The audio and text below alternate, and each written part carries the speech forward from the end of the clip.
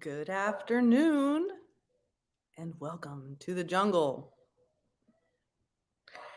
The Lori Vallow jungle.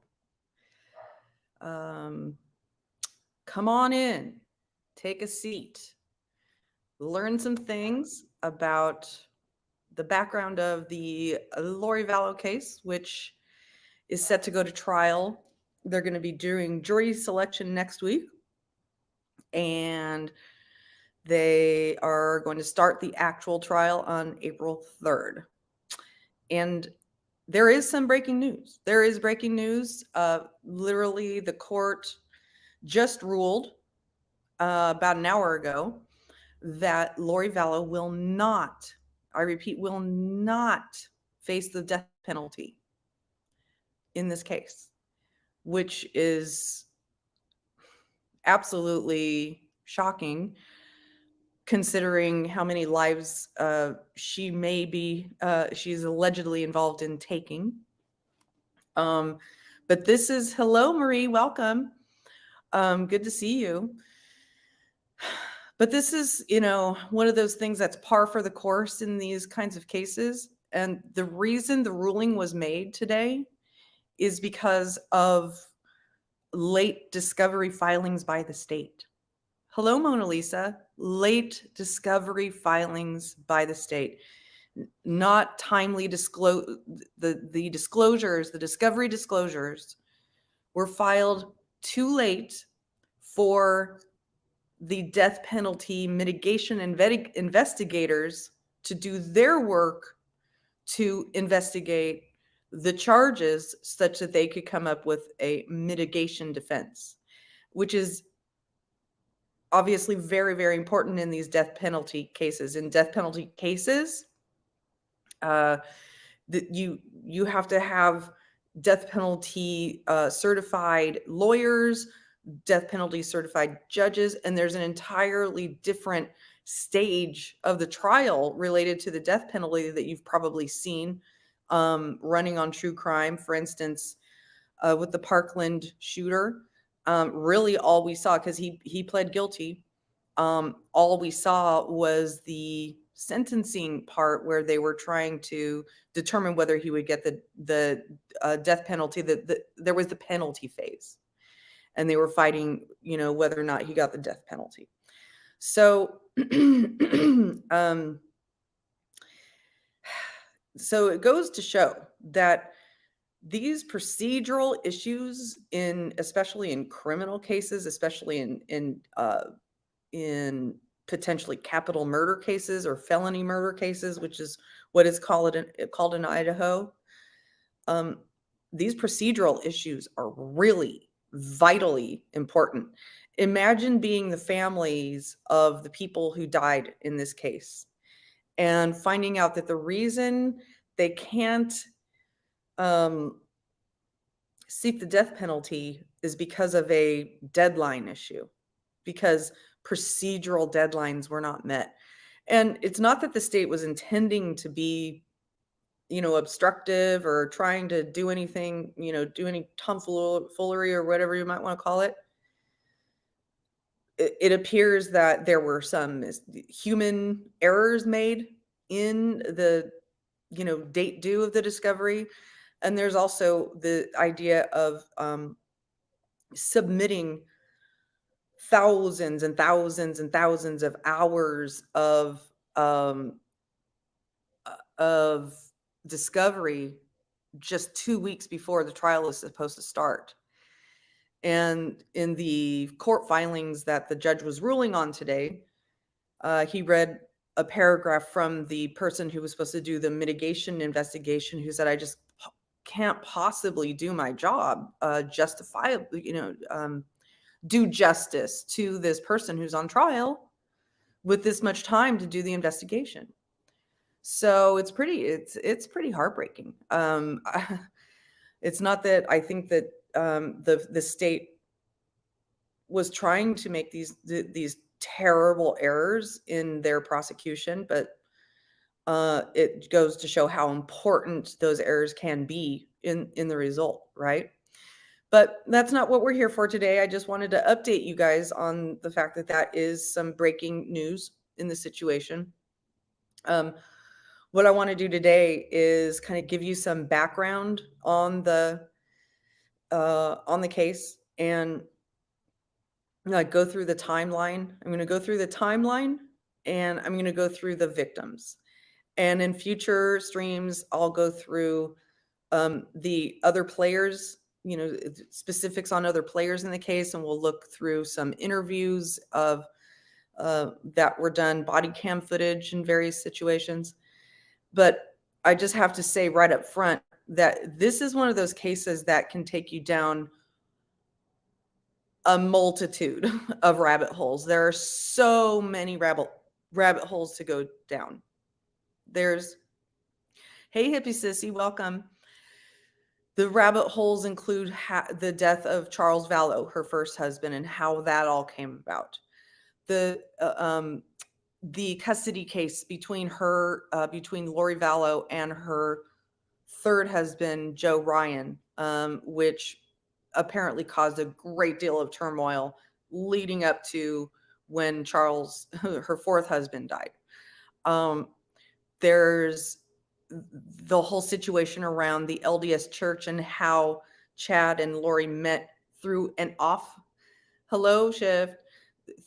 How the Lori and Chad met through an offshoot of the LDS Church, like a belief system that was created off of the LDS Church. And basically they, I'm not saying the LDS Church did this, they bastardized the beliefs of the LDS Church to come up with this, allegedly with these schemes to murder people. There's the whole idea around zombies and how Chad developed a system where he was able to determine, and this is all documented in Discovery, where he was able to determine whether people were dark or light spirits.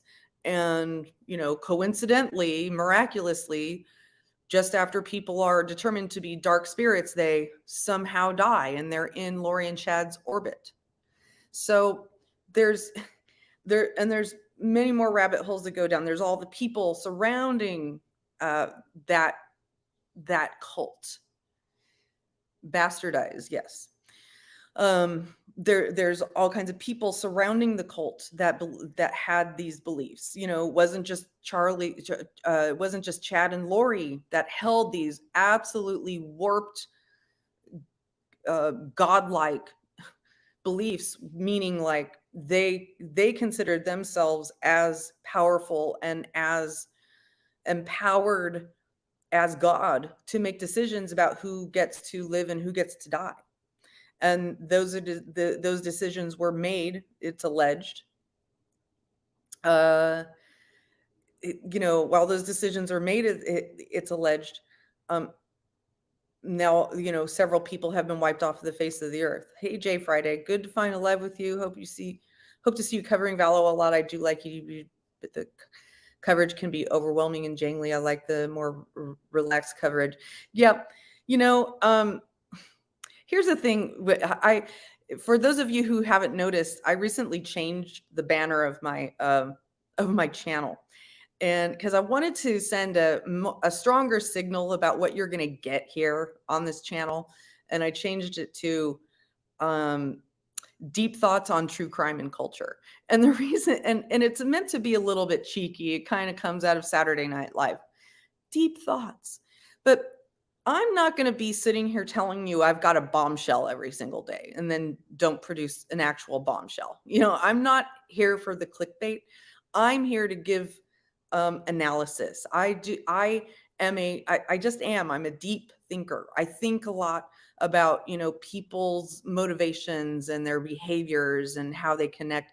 But I like to do it based on actual facts. It makes absolutely no sense to make allegations about people's behavior without looking at the facts first, right? So that's what I like to do in true crime cases, is say, okay, here are the facts. Here's a timeline.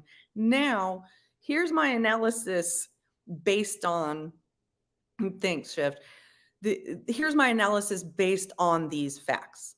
So that's where we're starting here are the actual facts. And of course, like I've said before, because I'm a corporate wonk, I have once again created some slides that will hopefully make it easier for you to follow along. I do admit I am not a graphic artist. Okay, you guys, I'm just not. I'm not a good graphic artist, but I do my best. I do everything all by myself. So bear with me. But here we go. Feel free to ask questions as we go along. Realize that as we go along in this timeline, there are, I have picked out the most important parts of the timeline to highlight to you. I'll talk through some of the, rabbit hole issues as we go along. But what I wanted to be able to do is give you a visual picture of how the timeline kind of worked out. Okay. So here we are. This is the Vallow case timeline. And also, if you've been following this case and you notice any mistakes in my timeline, I've tried very, very hard to make sure that I'm lining everything up to the actual dates and times.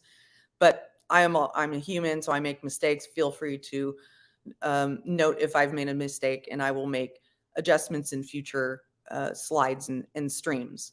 But I will also note that by far the best news coverage on the Vallow Daybell case is from East Idaho News. And I'm going to show you a clip from East Idaho News in a bit here, because they were really the ones that really broke this whole thing open wide when the kids first were declared missing. But what's important to understand is that we, as the public, didn't hear about this case until the kids, JJ and Tylee, were reported missing in December of 2019. But the facts of the case really start much earlier than that, and it really took a head in July of 2019 when Alex Cox, who is Lori Vallow's brother, okay, she has several siblings, and her brother, Alex Cox, who was one of the members of the cult and is reported to have done anything for Lori. They had an unusually close relationship. Some would say inappropriately close relationship, but we don't have any proof of this, but there's testimony about this from Alex's ex-girlfriend. We know for sure that Alex Cox killed Charles Vallow because he's the one who called 911 and declared self-defense. Okay. So now in the cases that are going to be heard on, in the case that's going to be heard in Idaho on April 3rd, Charles Vallow's murder is not part of the case, but it really kicks off there, and he's an important part of this. She has been indicted for his murder for conspiracy. That's right, Oz. Good to see you. She has been indicted in Arizona for conspiracy to commit murder against Charles Vallow. So that's going to be a whole separate issue. But but he is a very important link to all of this. So Alex Cox kills Charles Vallow. He says it's in self-defense. The prosecutors, the state of Arizona, has determined no, it was a murder, and have now indicted Lori. But Alex Cox is now dead, and we'll get to that in a minute. So the next date is in September of 2019. That is the month of when Tylee and JJ were last seen alive. And the way we know they were last seen alive is we saw pictures of them that were taken on September 8th at Yellowstone National Park. They were taken with Alex, and they had all taken a trip up there together. It was Alex and Lori and JJ and Tylee. And after that photo was taken, Tylee was never seen again. And then the last time that JJ was seen alive was on September 23rd, when they were all in Rexburg and they had friends in town. Alex and Lori were entertaining friends. Melanie Gibb and this other guy, David, is it Woodrow? I forget his last, I'm sorry, I forget David's last name at the moment, but he is now the husband of Melanie Gibb. They were visiting, and they are really the last people outside of Alex and Lori to see JJ alive. Okay. Then on October 19, 2019, Tammy Daybell dies. That is, Tammy Daybell is Chad's wife of many years, and we'll go through a little bit more about her in a minute. But Tammy Daybell dies. Then just days later, on November 5th of 2019, Lori and Chad get married in Kauai. And now Lori has her 5th husband. Okay. She has her 5th husband in Chad Daybell. And there's these grotesque pictures of them celebrating their nuptials in Hawaii in these, ridiculous outfits, playing the ukulele and wearing, white. And it's really, when you think about what happened before and after, it's disgusting. So then, on November 26, 2019, after, yes, you're right. I think it's Warwick or Warwick. It's either Warwick or Warwick, J Friday. So then on November 26, 2019, the police arrived to Lori's house to conduct a wellness check. And the wellness check was called in by JJ's grandmother. Okay. JJ's grandmother. And she was worried. She'd been trying to call him, and she kept getting excuses from Lori, and he wasn't answering his own phone. And I don't know why. He was 7. He had, I'm pretty sure he had his own phone. He was 7. They just couldn't, and Lori wouldn't let them talk to him. So finally they call in a wellness check. Police go there. Lori's like, oh, he's with my friend. He's with my friend, Melanie Gibb. And they're like, oh, okay, could we get Melanie's number?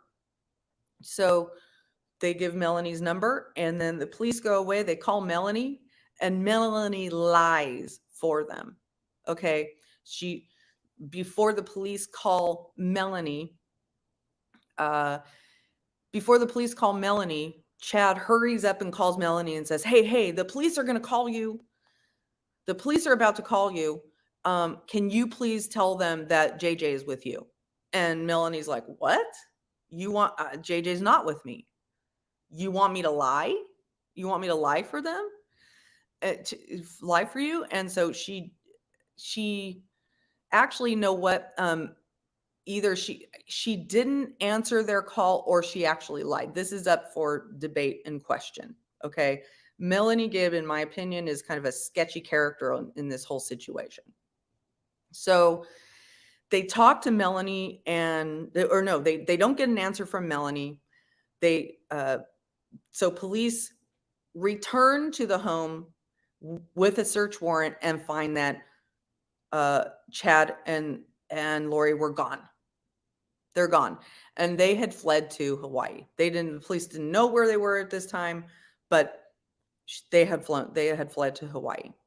So why the hell are these people who are responsible for 2 kids, and now they're just doing a wellness check on one kid, JJ Vallow, who, nobody's obviously thinking about poor Tylee, the older daughter, who's also missing at this point, but they're looking for JJ Vallow. They don't find her. These parents have fled. Okay. Then, even before the children are declared missing to the public, all right, they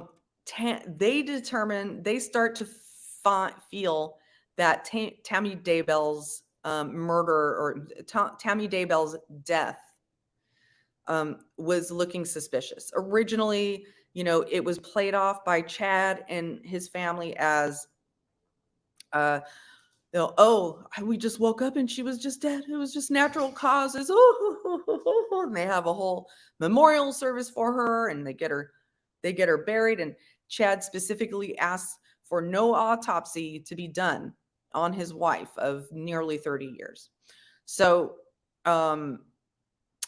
after the kids are missing and blah, blah, blah, blah, the police are like, this seems suspicious. So on December 11th, her body is exhumed. And then the day after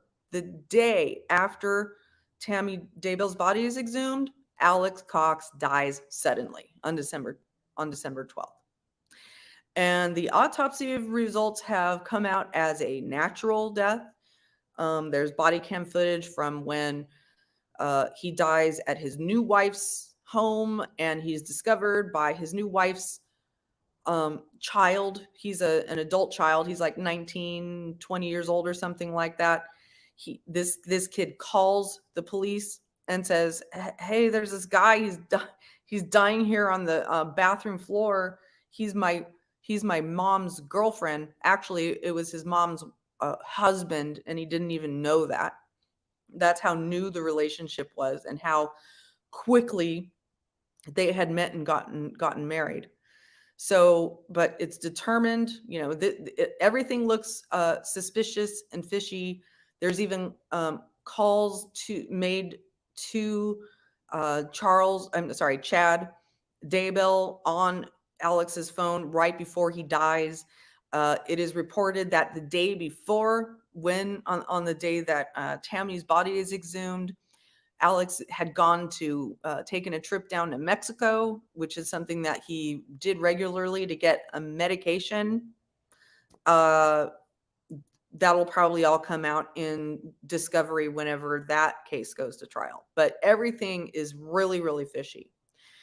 Finally, on December 20, 2019, Tylee and JJ are declared missing. And that's really when everybody starts to pay attention to this on a worldwide basis. On January 25th, Kauai PD orders Lori to produce Tylee and JJ in 5 days. So now they have figured out that Chad and Lori have fled to Kauai. That's where they are.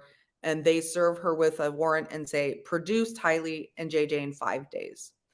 And now I'm going to show you the clip from February 20th, 2020, from January 26th, 2020, the next day, when East Idaho News confronts them. It is an epic moment in this case. It was, incredible journalism by East Idaho News. And hold on, let me grab it here.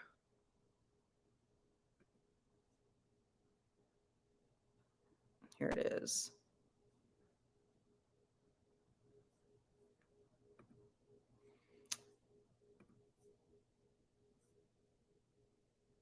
Hawaii, where Chad and Lori Daybell were served with 2 search warrants just hours ago. Law enforcement officers from Eastern Idaho, along with federal agents and the Kauai Police Department, pulled Lori and Chad over. They were driving a black SUV. They pulled into this resort where I am standing. They put Chad into one vehicle, Lori into another. That's when their vehicle was seized and they had no way to get home. We had a chance to ask them so many questions that need answers. Lori, Nate Eaton with East Idaho News. Can you tell me where your kids are? Where are your kids? No comment. No comment? They've been missing for 4 months. You have nothing to say? I mean, did you see that? No comment. No comment. You have no comment. And he's like, you have no comment. You have nothing to say. Your children are missing. Let's watch that again. Where are your kids? No comment. No comment? They've been missing for 4 months. You have nothing to say? You're over here in Hawaii? Where are your children? Yeah, why don't you just give us a comment? Just tell us where they are. Chad. So up until this point, she had been, talking about herself as this, and everybody else had been talking about her as this incredible mother and this very religious person and, you know, God-fearing, Jesus-loving creature who would never do anything to anybody and who had just so, I know, right, Oz? And had, you know, just so virtuously adopted JJ because he was a special needs child and he was born to parents who weren't able to take care of him at the time that he was born. And, you know, she was incredible mother and she's so beautiful and she's so smart. And here she is avoiding the cameras while being asked, where are your children, lady? Where are they? Chad, where are Lori's kids? What happened to Tammy, Chad? Can you tell us what happened to Tammy? Let's look at his face again when he says, what happened to Tammy, Chad? Let's look at his face again. And the other thing to notice is before Chad and Lori met, Chad had a lot more weight on him. He looks like he's about 30 pounds lighter here. His hair is all nice and coiffed and, you know, looking all hip and everything. And he's wearing like nice, you know, kind of casual clothes. But when Chad and Lori met, he was, you know, a little bit more dorky looking. He wasn't looking the way he looks here by any stretch of the imagination. What happened to Tammy, Chad? Can you tell us what happened to Tammy? Look at that face. Look at that face. Tammy, Chad. Can you tell us what happened to Tammy? What happened to Tammy, Chad?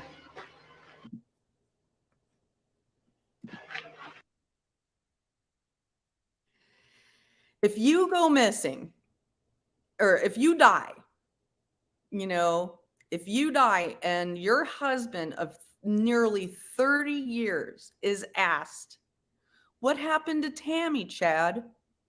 Is that the look you want to have to see on your husband of nearly 30 years face to that question? Is that the face? Is that the face you want? What a boob. What an absolute boob. Can you tell us what happened to Tammy? Why have you guys been in Hawaii for so long? Listen, just... Oh, and now, you know, Lori's looking inconvenienced. Hello, Smiley. Now Lori's just totally inconvenienced by these questions. What an inconvenience. Tammy, Chad. Can you tell us what happened to Tammy? Why have you guys been in Hawaii for so long?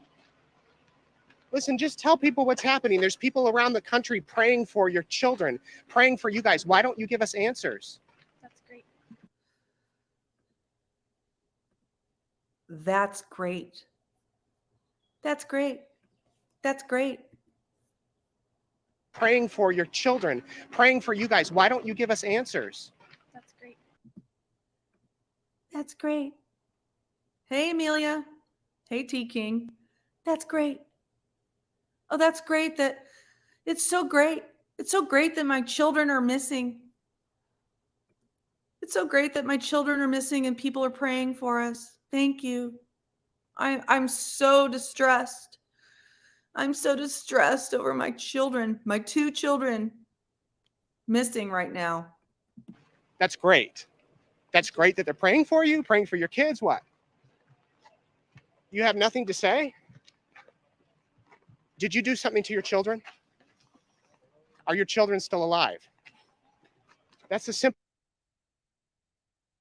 It's hard to think back on this. I mean, I remember this vividly because at this time, no one knew where the hell these kids were. No one knew. And, you know, the speculation was rampant, of course, on social media. Oh, well, Tammy and Chad have locked them in some, you know, chamber to keep them safe. Because she kept telling people, oh, they're safe. They're totally safe. She kept telling her friends, they're safe. We wanted to get JJ away from Kay because she was stalking us and she was harassing us. And, you know, she was becoming scary and blah, blah, blah, blah, blah. So Kay was JJ's grandmother and the sister of Charles Vallow, the murdered husband of the murdered fourth husband of Lori Vallow. So do you see how convoluted this is? Do you see how convoluted this is? So nobody at this point knows where these kids are. Lots of people were like, oh man, those kids are dead. But no one knew. No one knew until exactly where they were until several months later. And think about that in the, you know, context of like, you know, if you follow true crime, in the context of like the Brian Koberger case, right? You know, where the indictment, or the, you know, how quickly he was arrested really after the case, and how much rampant speculation there is even about that. That's how it was on this case back then, because there were as many deaths mounting up. That's right. Kay was on their butts. Kay was definitely on their butts, Oz. So frustrating. So frustrating. Simple question. I've got 3 kids of my own. I can tell you every minute where my kids are at. Where? Look at the look on Chad's face when he says that. When Nate Eaton said that, and a lot of us, you know, that guy uploaded this thing and he had this, you know, going viral. That's right, Smiley. He had this thing going viral immediately. And when Nate Eaton said, I have 3 children of my own and I know where they are every second of the day, I was like, yes.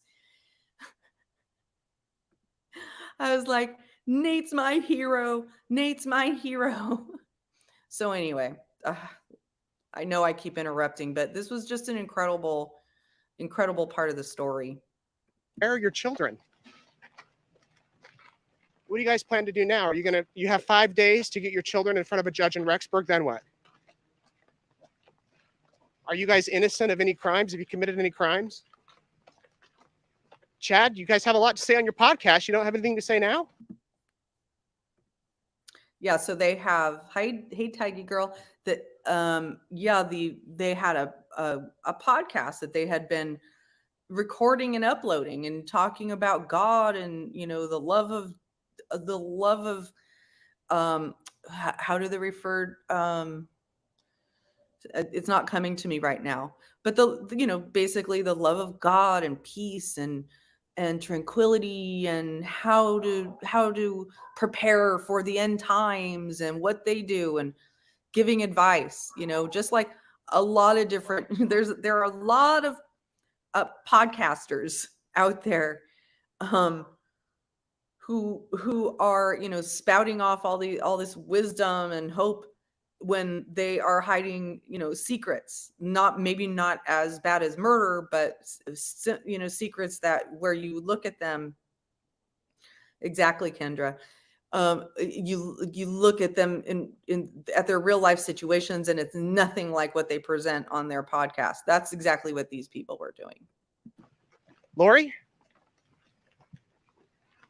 do you believe that you were instructed by God or others to do something for your children? If you could give a message to them, what would you say? Listen, if you just talk to us, we'll leave you alone. The family's worried. Tammy's family's very worried. Tammy's family's very worried. Lori, your mother, Kay, came out. Kay and Larry, they're offering a $20,000 reward for your children. And you're over here on the beach? Damn, Nate. He was so good on this. He was right. So Kay and Larry Woodruff had then by this time had offered a $20,000 reward for any information leading to the whereabouts of Tylee and JJ, because by now they had figured out that Tylee was also missing. And even though Tylee wasn't as, you know, biological, they included that in the reward. Incredibly sad. And unbelievable that they had to do that, that it was the grandparents of JJ that had to put up the reward.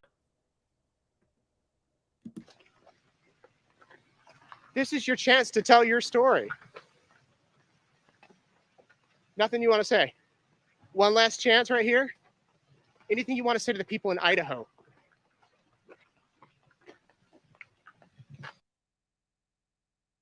Anything you want to say to people in Idaho from your island paradise? Oh my God. Lori, you have a lot of cash there in your baggie. Were you guys planning to leave Hawaii?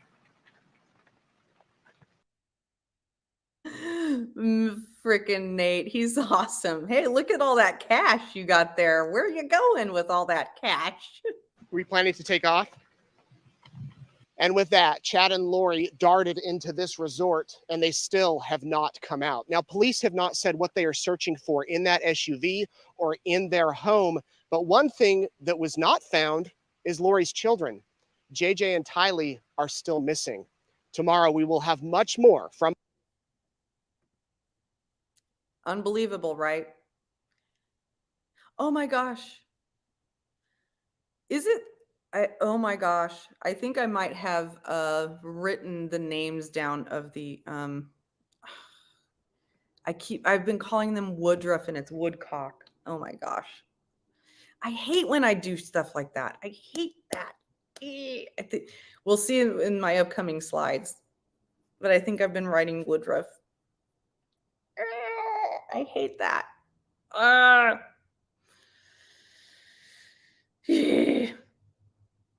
It is Woodcock. Anyway, so that's the incredible piece of journalism there when Nate Eaton confronted them. So then finally Lori was arrested in Kauai and arrested to Idaho on February 20th. And then it wasn't until June, and there was, yeah, I know, I'm human. But it's still, I really try to be correct on those things. I really do. I mean, these people are important. People's names are important, you know? So anyway, Tylee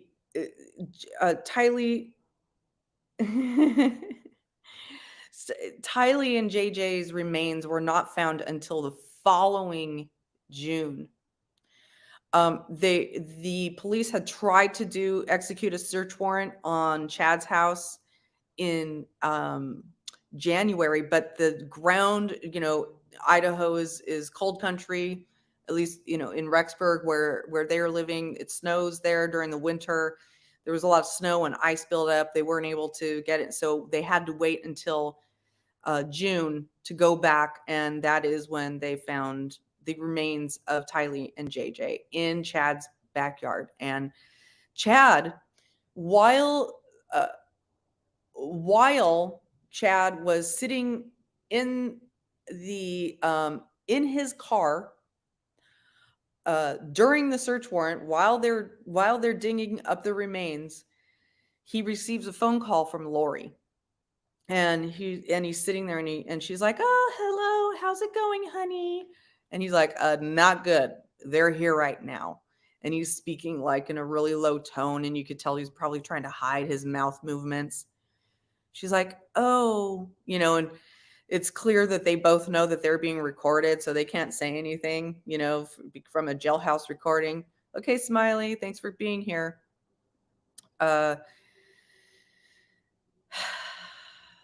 So that piece of that jailhouse call recording came into evidence later during the preliminary hearing. And in the preliminary hearing,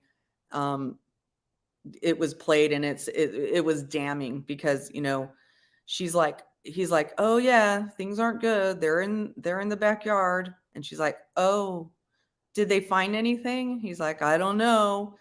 And then minutes later, not exactly how many minutes later, they find the remains, and he starts to drive down the street. He takes off driving down the street in the car and they immediately surround him and arrest him and take him in. And he has been in jail ever since. So that was June of 2020. So it wasn't until then, it basically, you know, if you have been following true crime, you know what happens is when they finally arrest somebody in the case, things basically go into, you know, on social media, go into major speculation mode, and it's really all tied up in the courts. But one thing that everybody was waiting for was for Chad and Lori to be charged with the murders. And that was seeming to take quite some time, but they were finally charged with the murders. It definitely did show consciousness of guilt, Oz. They were finally charged with the murders of Tylee, JJ, and Tammy on May 24th, 2021. And then on June 24th, 2021, Lori was charged with conspiracy to murder Charles Vallow. They already knew that Alex Cox had murdered Charles Vallow. He admitted to killing Charles Vallow, but he claimed self-defense and then he died. So he can't be charged with murder. But apparently enough evidence was found to where Lori was conspiring with her brother Alex to make that happen. And which is absolutely diabolical. Diabolical, especially considering the fact that Charles really loved Lori. He really did love Lori, and she was spinning out of control. And so what I'm going to do now is go through the victims. In this case, it's, well, in specifically Lori Vallow's victims, starting with Charles.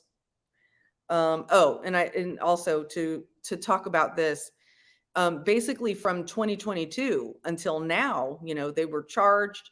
And then from 2022 until now, Lori declared she was incompetent to stand trial. Basically, Lori and Chad have thrown every court procedure up against the wall trying to get out of this conviction, trying to figure out ways. They've been delaying, they've been making all kinds of claims. And one of the things that Lori tried to claim was that she's incompetent. So she was in a facility for several months. She was committed to a facility for several months for evaluation.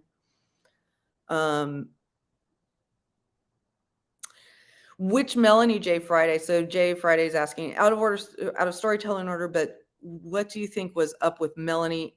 And do you have suspicions about Alex's cause of death? I do have suspicions about Alex's cause of death. I think he voluntarily ingested poison because he knew, and it was his wife, you know, okay, Melanie Gibb. So Alex's wife, Zulena Pestanis, in her interview stated that Alex told her the night before he died that, at least within days before he died, that he thought that Chad and Lori were going to pin all the murders on him. Whether that's true or not, obviously that's hearsay, and now he's dead, so he can't testify to that. But that's what he said.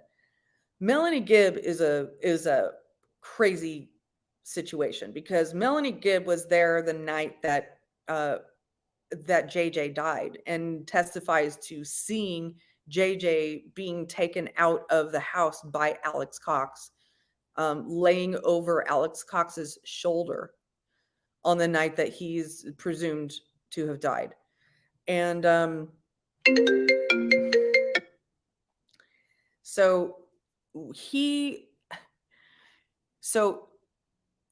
and her story has changed on a number of occasions.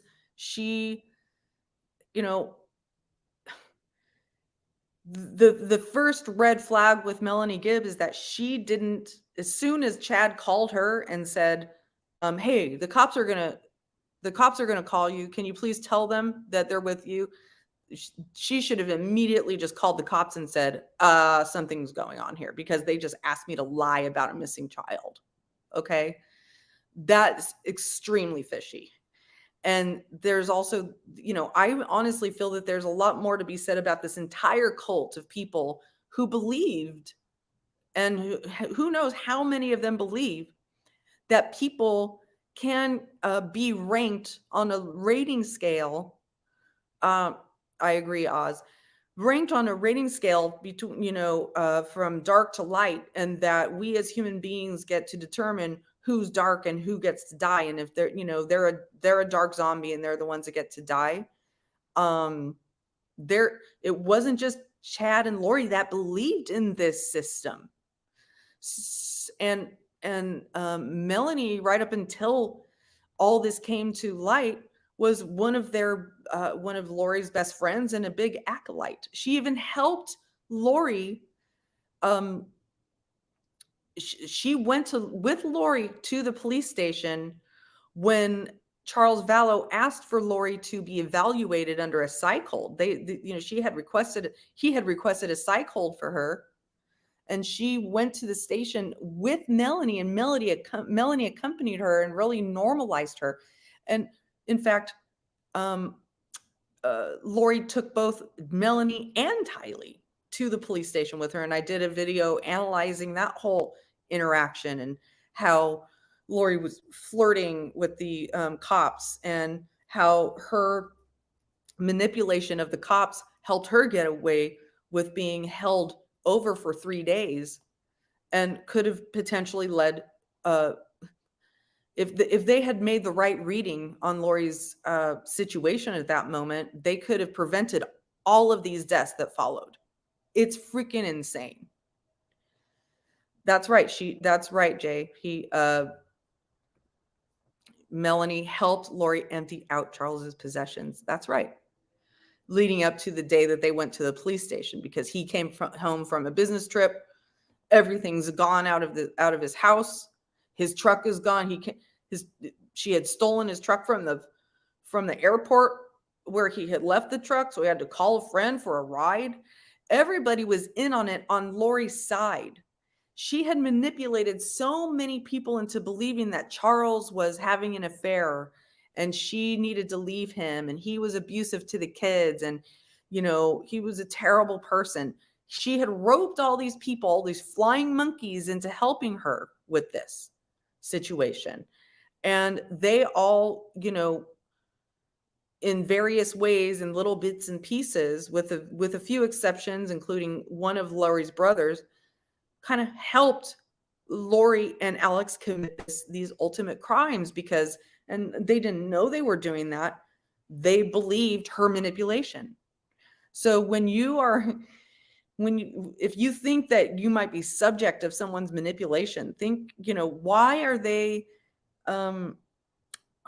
is this person acting like a manipulator? So like I said, from 2022 until now, there's been all these hearings and motions, and Lori was declared incompetent for a bit, and then she was declared competent again, and she went back to the regular jail.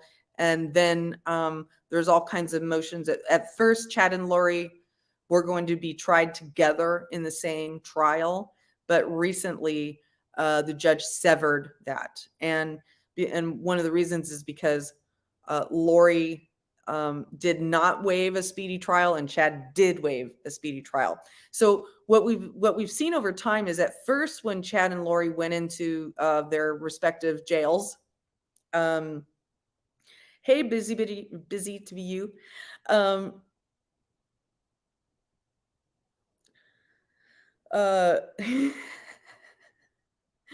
This case is so, yeah, I was like, my case? I have a case? Oh my gosh.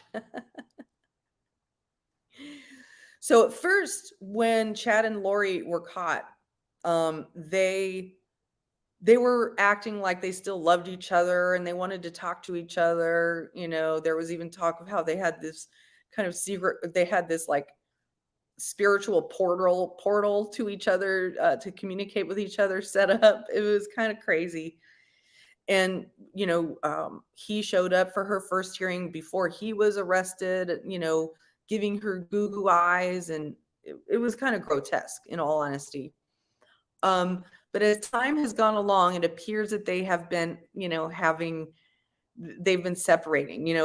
Eventually you start seeing them not really paying as much attention to each other in court if they are showing up in court together, or you start hearing how Chad doesn't want to be tried in the same case. And there's all kinds of talk going around about how, oh, maybe he's turning against her, she's turning against him, and taking bets on who's more likely to turn against the other in this case. It's kind of wild, but so that's what happened. So here are the victim profiles. This is, like I said, this is Charles Vallow, and really things started with him. This is Lori's fourth husband, and he was killed by Alex Cox, and we've talked about this, on July 11th, 2019. He was JJ's biological uncle and adoptive father. So actually biological granduncle, I should even say, because it was his nephew's child. Kay Woodcox. See how I wrote down here? I wrote their name wrong. I feel terrible about that. It's Woodcock, not Woodruff, y'all. I'm a dork. Dork, dork, dork. Go ahead. Clip this. Dork, dork, dork.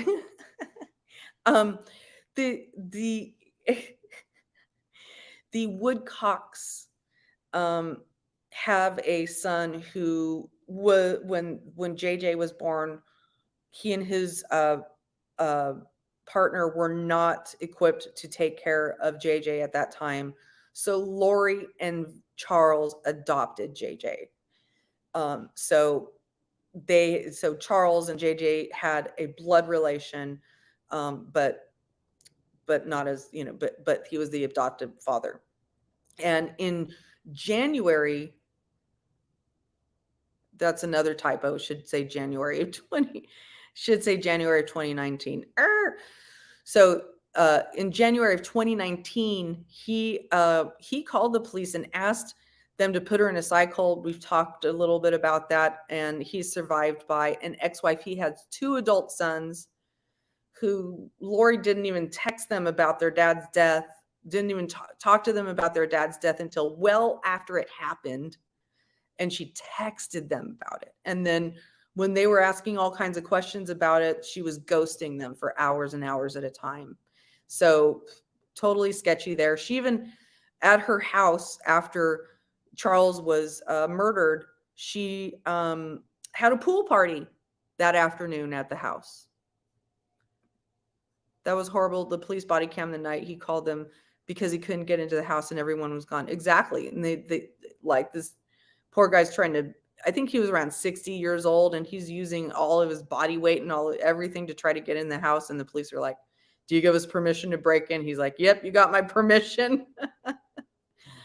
Oh my gosh. So the next victim, and I'm going basically in order of death here. So the next death to take place, the next death to take place was Tylee Ryan. Okay.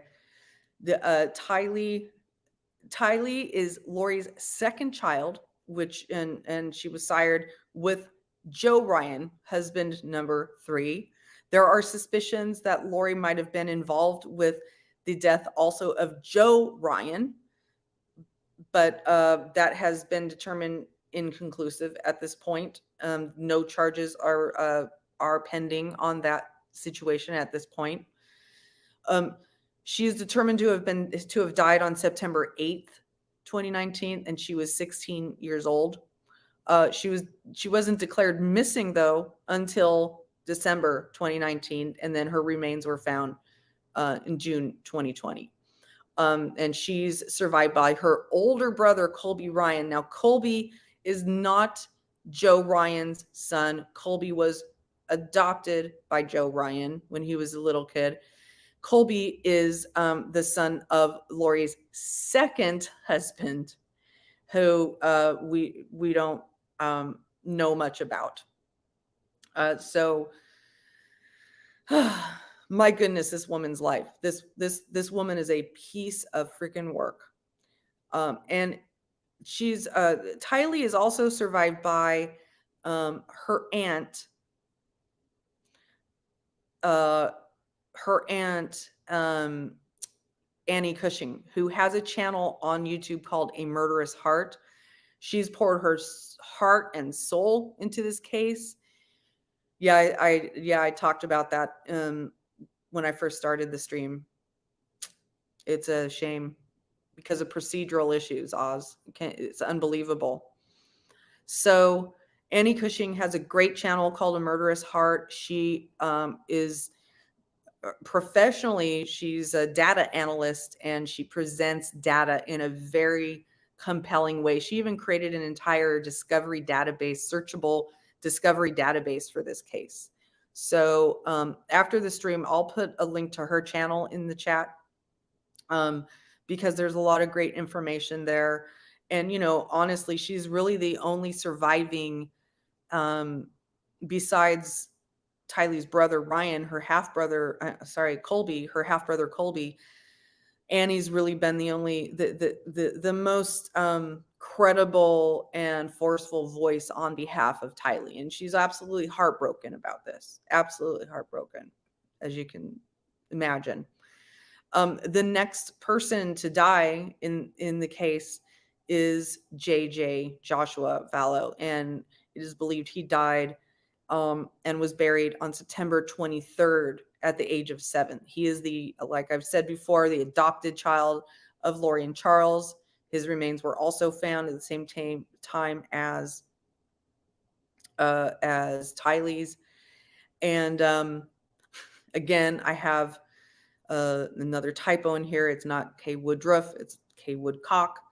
And he is a special needs child. He was declared a special needs child early on. He he's on the spectrum. He needed a lot of care. He had a special support dog. He clearly, he was apparently just a very, very active, very bit hard to handle child, but also a very sweet and loving child. And it honestly breaks my ever loving heart. Oh, that's right. Difficult Research is also a great channel. And Kresha K, what is her? Oh, right. Kresha is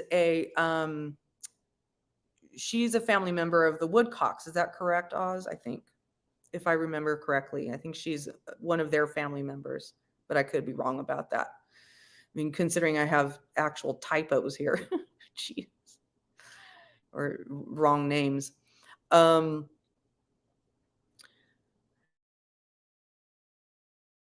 His older brother Colby. Now Colby is also kind of a sad situation. He when we first met Colby, he and his wife Kelsey, were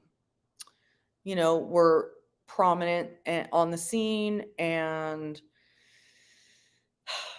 they did interviews, and Colby obviously was incredibly broken, and he even while the kids were missing, he put out a video saying, "Mom, please." He seemed to be the only voice of reason in the situation. He was actually making public calls to his mother, "Bring the kids home. Where are my brother and sister? Where are they?"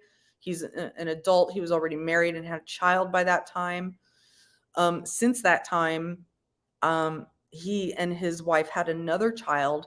And then after that, not too long ago, like sometime last year, he was arrested on suspicion of SA. I don't know.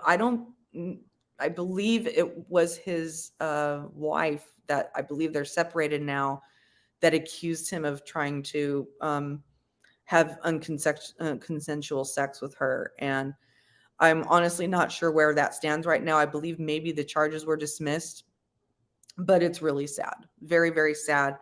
And you could see from when Colby appeared in court that things were not going real well for him. He looked a lot different. He looked more worn down, and his hair was bleached, and he just looked a lot different. And so I think I think you might be right about that, Liz. I think she withdrew the charges. So, and, that happens a lot. The next person to actually die was Tammy Daybell. And thanks, Amelia. And Tammy Daybell, she had been married to Chad 29 years. 29 years. And they have 5 children. And these 5 children support Chad. And she worked with Chad. She helped Chad start his publishing company. They publish books, but Chad is a writer.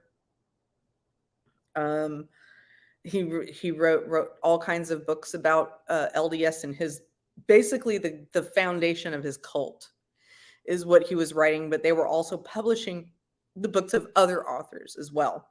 And Tammy Daybell, basically was the back office of the company, and Chad was the front office. He was the one, doing the writing and the lecturing and the going out on book tours and stuff like that.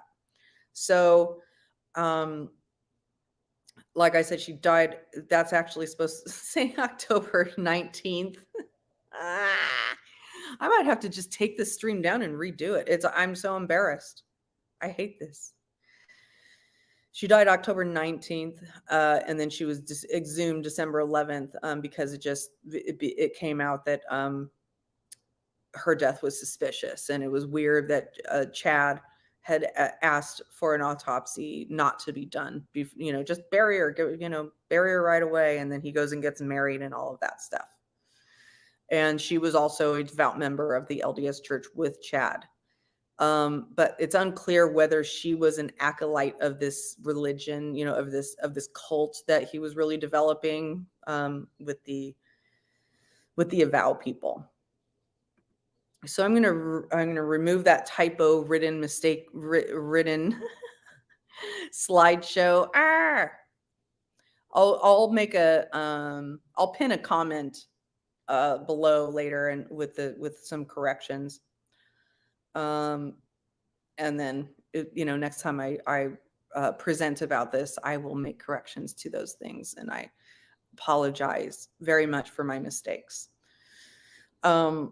So what I plan to do next time is talk about some of the additional players in the case, like Melanie Gibb and Alex Cox, and, a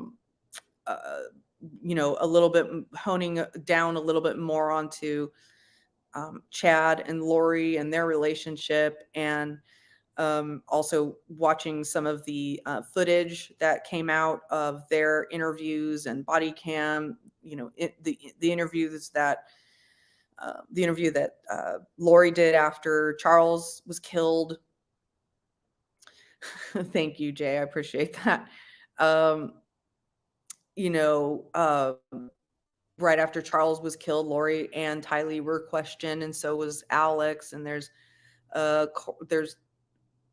interviews with Zulana, which is Alex's wife. There's a whole other group of people. There's also Lori's niece, Melanie Pulowski, who appears like maybe she has a great deal more knowledge about this than she has ever revealed. Oz is mentioning Brandon Boudreaux in the chat.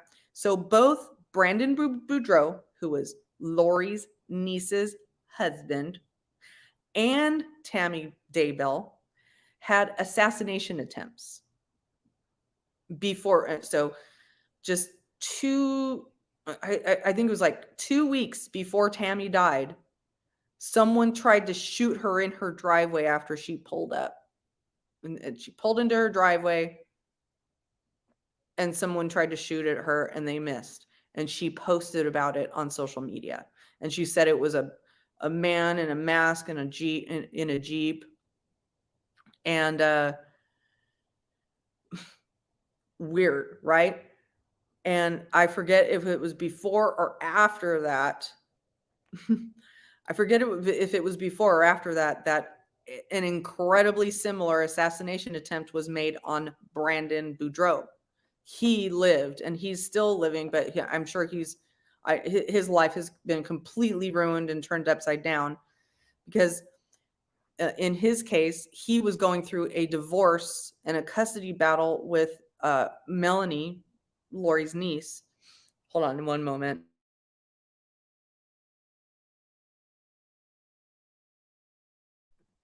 Thank you, Oz.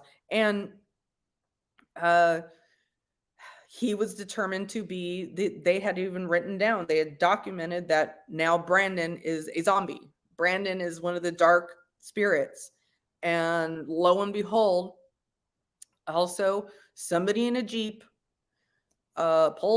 is seen sticking a gun out of the back of the Jeep and shooting at Brandon. And luckily Brandon wasn't harmed at all. He was obviously traumatized. When they shot at him, they got his window. And it is believed that these assassination attempts were made by Alex Cox. Interestingly, the Jeep in question that this assassin was using, happened to be registered to Tylee. Okay. So what the hell were these people doing, going around on this mass murder spree of all these people who had been conveniently determined to be zombies by Chad Daybell, basically a cult leader? Isn't it convenient that these people all seem to be getting in the way of what Chad and Lori really wanted? And that was to be cult leaders, married cult leaders with each other, and B, to collect all kinds of insurance money.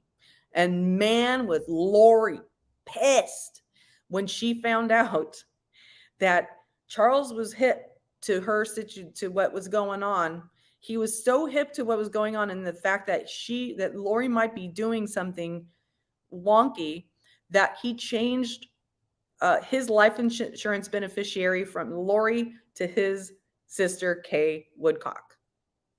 Good for him. So then when Lori found out that Kay Woodcock was the beneficiary, I think it was after that Kay was also determined to be a dark spirit. So that was one of the reasons why Lori was trying to get the kids away from Kay, because she's dangerous. No, she's the woman that you're pissed because she got your insurance settlement that you thought you were going to get, right? It's a really, really sick and involved case. Now the trial is not going to be live streamed. There are going to be no I agree, Liz. I totally agree. It probably would have happened anyway, but I agree. There are going to be no cameras, but there will be reporters there, and Nate Eaton, of course, from East Idaho News, says that he's going to be live blogging from the court. So I'm going to be following that live blog, and my plan currently is to every night after court ends to get like a video update. I'll either go live or I'll do a video with an update on what happened that day. If things get heated up, and it seems like things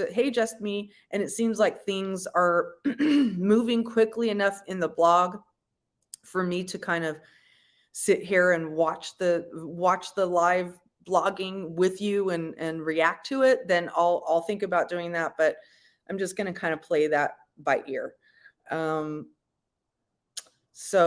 I'm just, hoping to God that there's no there's no actual vultures who are able to get in. The people from YouTube and social media writ large who are actual vultures, I hope they are not allowed with, I hope they don't show up to the courtroom with a big, cartoonishly large media hat on their, media logo on their hat and able to get into these trials, because that would be a travesty. These are not real reporters. Just my opinion. No, actually, it's not just my opinion. It's true. They're not real reporters. Chad is still potentially up for the death penalty.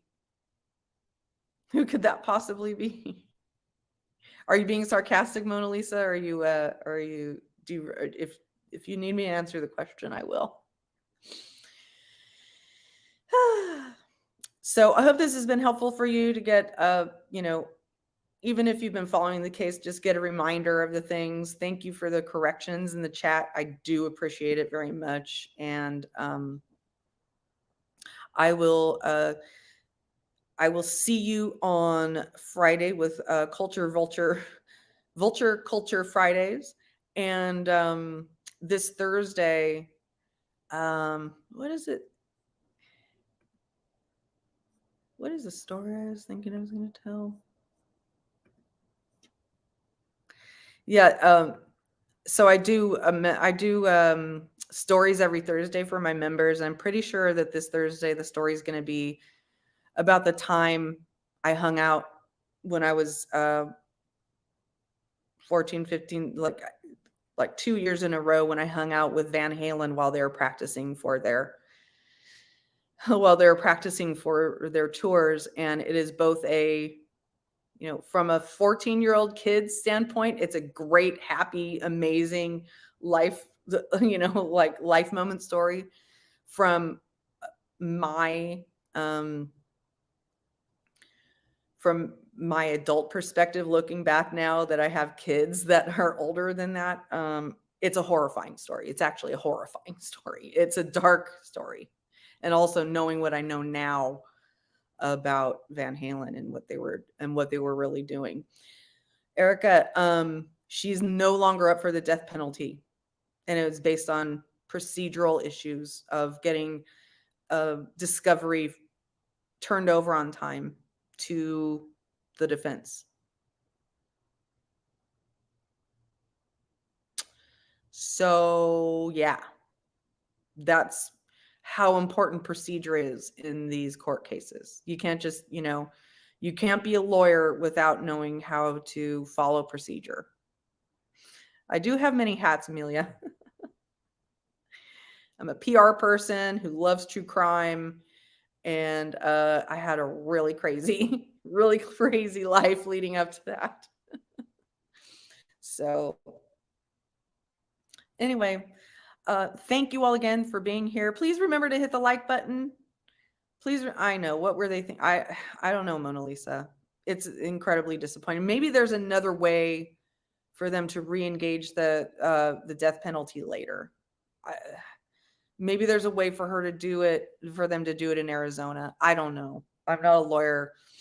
That'd probably be a better question for Emily D. Baker. But it's so disappointing for people who've been watching this case this entire time. So anyway, thanks again. Hit the like button. Consider becoming a member. And I really appreciate you being here. Have a great rest of your day.